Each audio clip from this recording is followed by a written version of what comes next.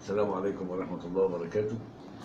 النهاردة مع صفحة في تاريخنا والحلقة السادسة من شخصيات وأبطال اللي ظهروا في الفترة من حرب 1967 أو في الفترة من عام 1967 لحد حرب أكتوبر 1973.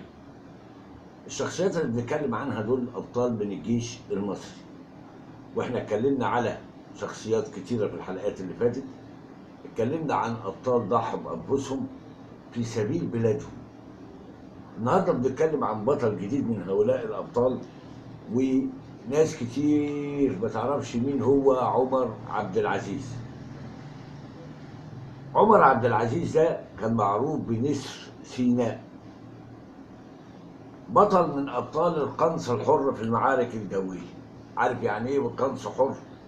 بيسوق طيارته ويخش مناطق يضرب بدون حماية. ادي القنص الحر، يعني يخش على مواقع العدو يضربها بطيارته بدون حمايه ليه هو شخصيا او حمايه لطيارته. يعني من السهل جدا كانت تصطاد هذه الطائرات وتقع.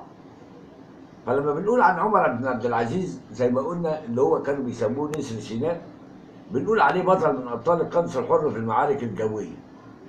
ومعنى كلمه القنص في الحرب دخول منطقه الهدف دون حمايه، وهي اخطر عمليات الهجوم بالطائرات. يبقى القنص الحر ده اخطر عمليات الهجوم بالطيارات في اثناء الحرب، لان زي ما اقول دخول منطقه الهدف بدون حمايه. حقق عمر بن عبد العزيز ده بطولات في هذه الحرب، بطولات كثيره جدا. يبقى في حرب اكتوبر عمر عبد العزيز صاد كاظم هدف، قضى على كثير من قوات العدو. زي ما بنقول الامر اللي خلى زمايله يوصفوه بنسر سيناء، يعني هم سموه بنسر سيناء.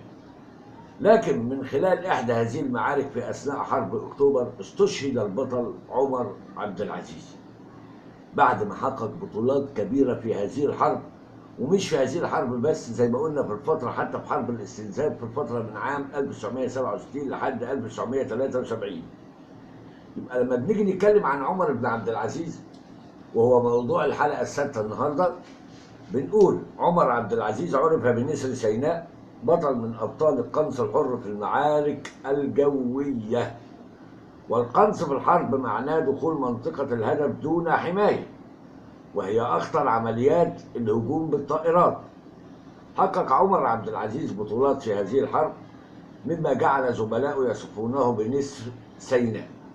ولكنه استشهد في إحدى معارك هذه الحرب الخالدة، حرب أكتوبر 1973.